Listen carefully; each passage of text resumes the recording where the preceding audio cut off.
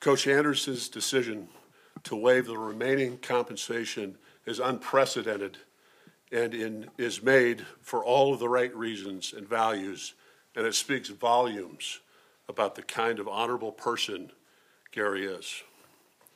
This is a difficult time for me personally and professionally. I have known Gary for many years and respect him highly as a person, as a friend, a head coach, and an incredible leader of young men. The timing is very difficult, but as he and I have discussed, it is best for all involved. With a clear path forward, we will begin a national search to appoint a new head football coach. We'll utilize a search firm to identify and review candidates, but ultimately the decision will be made by President Ray and myself. In the interim, I have appointed Beaver assistant coach Corey Hall to lead this program. Previous stops for Corey include Wisconsin, Washington State, Weber State, and he comes to us as a 6-year NFL veteran, having played both at Atlanta and Cincinnati. I believe strongly that Corey will bring the leadership needed to move this program forward for the remainder of the season. And with that, I'd like to introduce Corey Hall. Thank you, Scott. I'm going to first start by saying that I'm humbled that Scott Barnes presented me with the opportunity to move this team forward in an interim basis. I can assure Beaver Nation that I will do everything in my power to move these young men forward in a positive manner.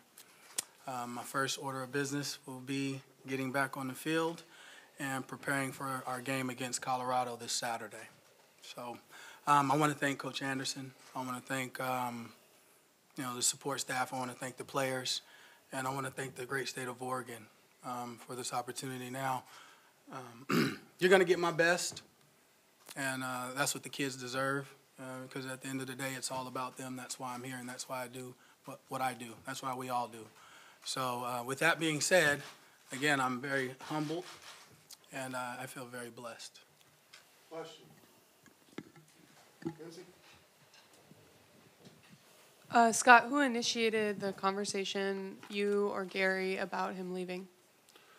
This, as we said, this was a mutual agreement, and it evolved. And we've had conversations for a period of time about a number of things, and so that conversation evolved.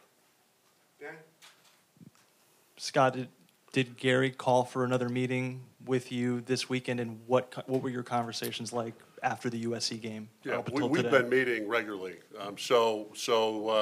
We've had preset meetings once a week and in between, and a lot of conversations over the last bit. So again, I'd say that this was something that evolved between both of us as we continue to talk.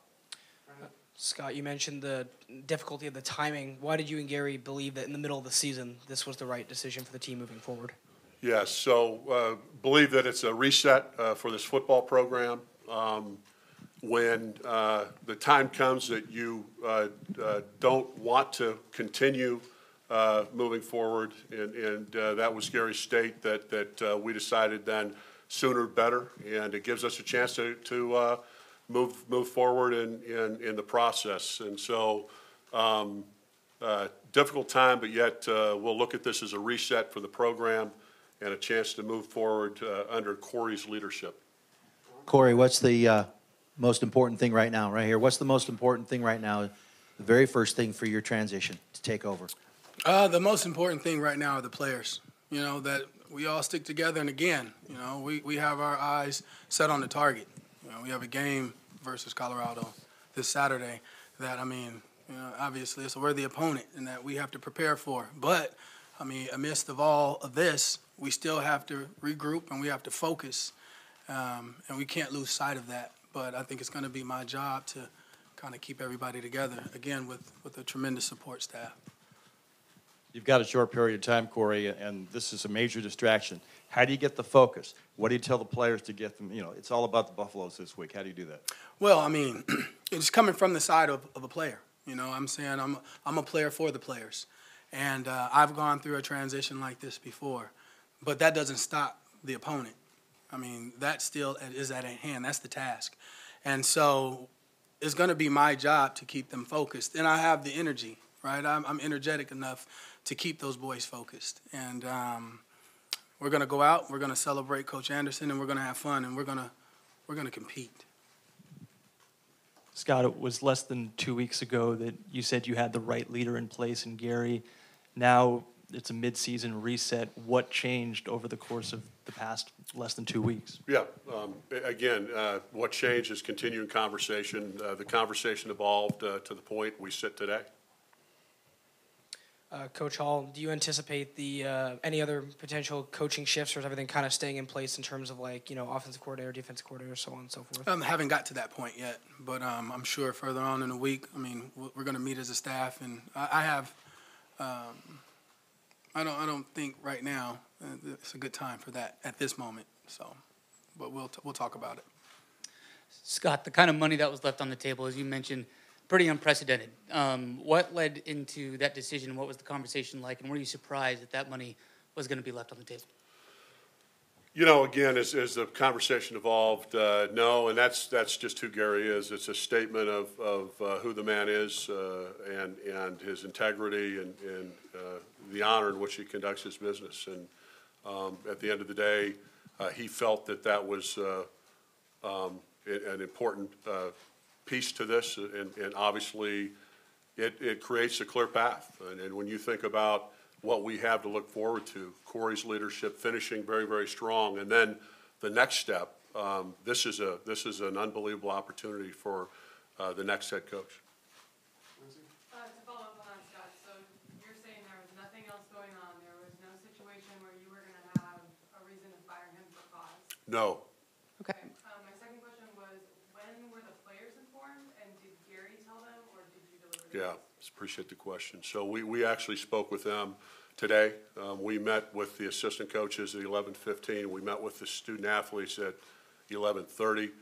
I followed Gary. Gary spoke to the assistants. Then I spoke to the assistants. Then Gary spoke to the student athletes, and I spoke with the student athletes, and then we introduced Corey. Scott, when did Gary first express to you that stepping away at this time might be best? It's evolved, but yesterday is when we got to the point where we obviously made the final decision.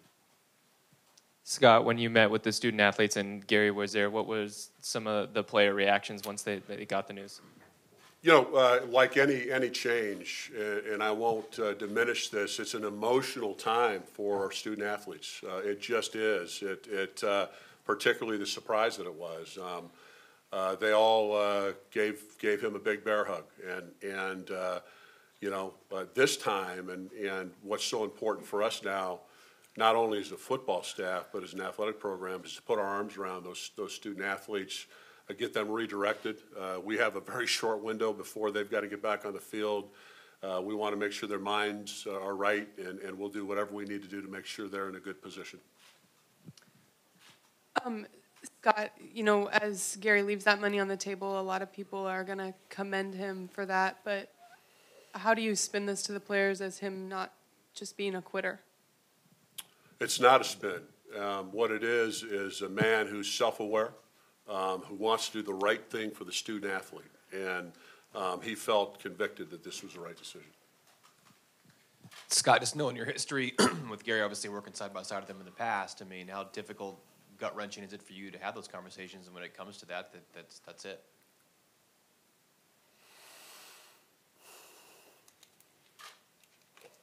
Hard.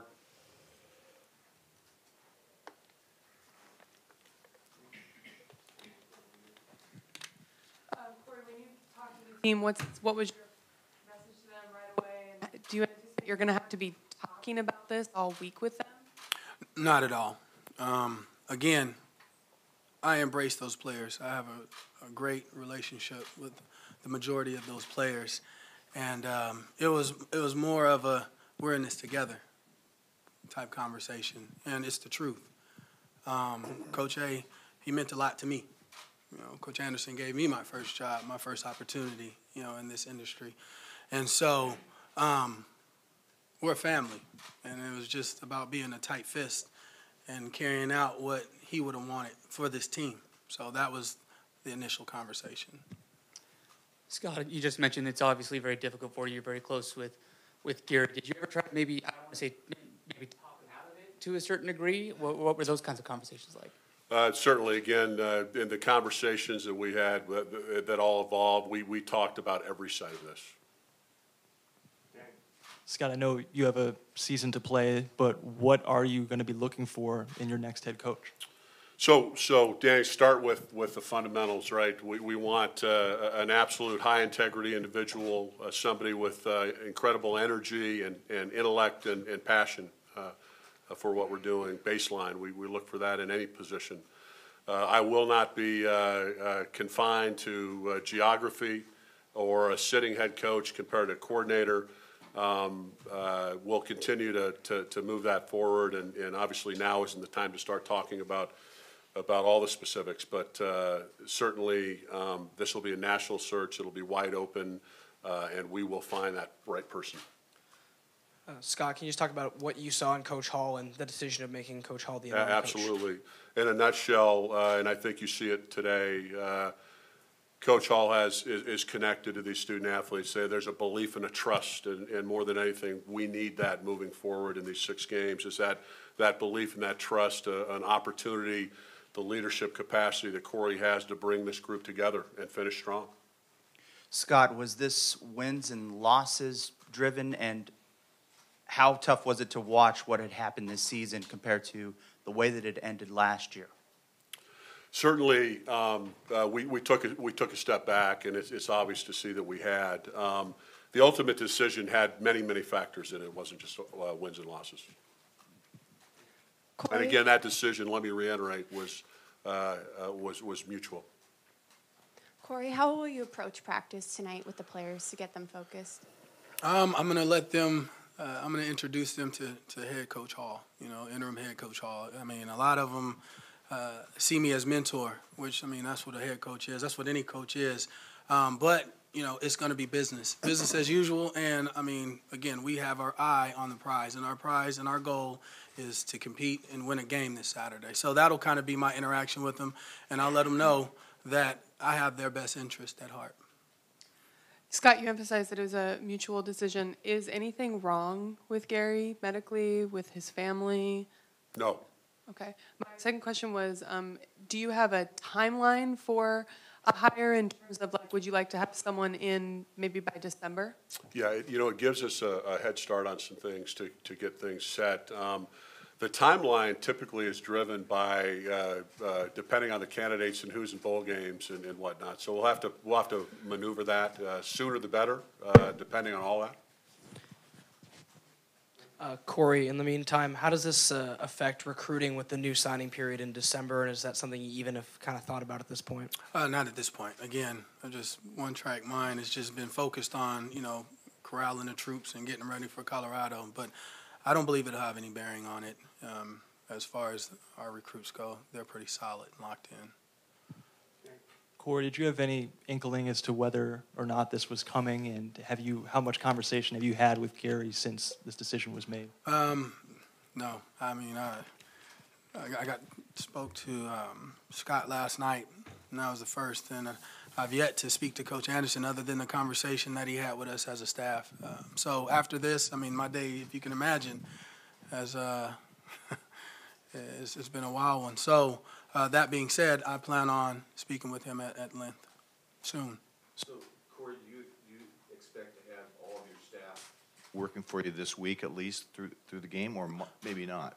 Most definitely. Okay. Most definitely. And so both of the coordinators will still be coordinators? Most definitely. And then will the same people will be calling the plays on offense and defense? Are you going to take anything over? Or? Well, that is yet to be determined. Okay. We'll discuss that at great length tonight as well. And Coach Hall, back here, Coach, just in follow-up to that, when you say that'll be decided later, you mean literally that you're going to sit down with all the other coaches and get kind of a plan for the rest of the week and season? When is that going to happen? Well, I'm going to start on that ASAP. Again, I'm wearing the interim tag, but I'm a head coach nonetheless. And, none of us are happy with how we've performed to date. And so I'm going to assume the responsibility to go in and get our team prepared.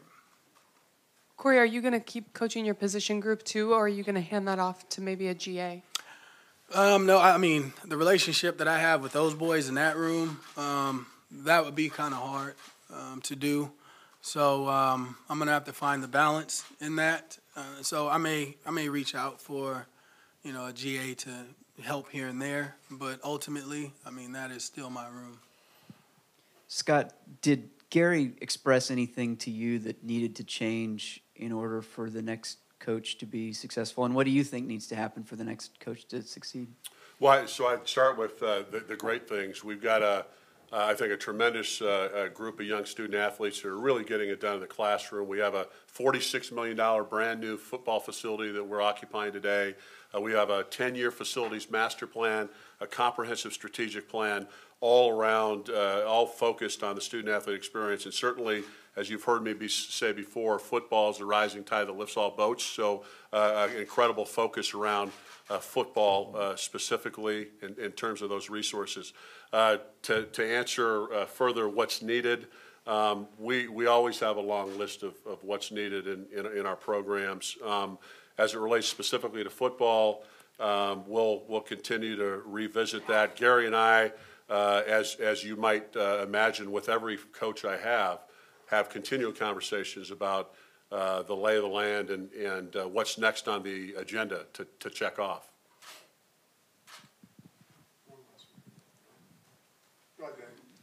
Scott, did frustration from donors or fans or anyone of that sort factor in any way into this decision to mutually part ways? This was a mutual decision, and so that all the things compiled in terms of Gary's how Gary felt. Did that play into this? I mean, I think, to be honest, at some point somewhere along the line, probably had something to do with it. Corey, I'm guessing the answer to this question is no, because this is happening so quickly, but have you talked to any recruits? How will you go about dealing with that?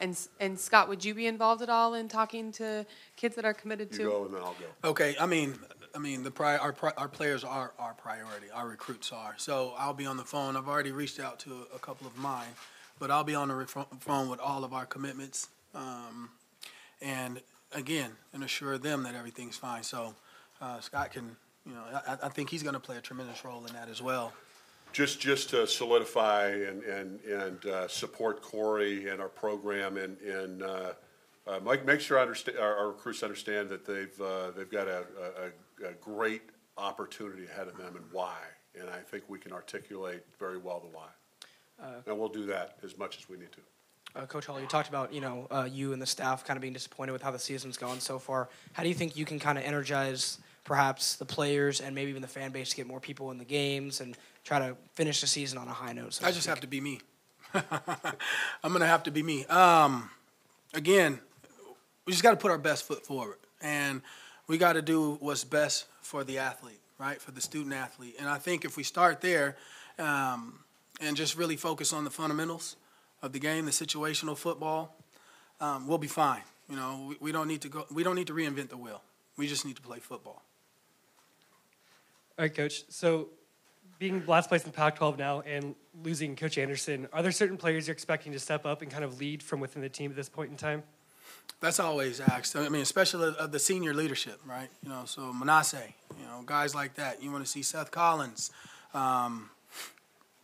Those guys are ready. Right now, again, there's tremendous support from the players to finish the season on a high note for Coach Andersen